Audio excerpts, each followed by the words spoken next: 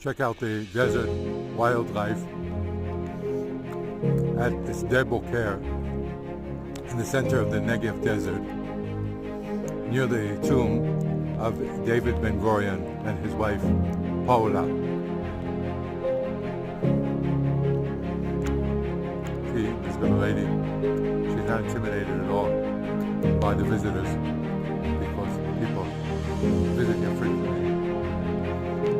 You can see this fellow. Really like his beard. Hello. We take a walk the other way. You can see the tomb itself.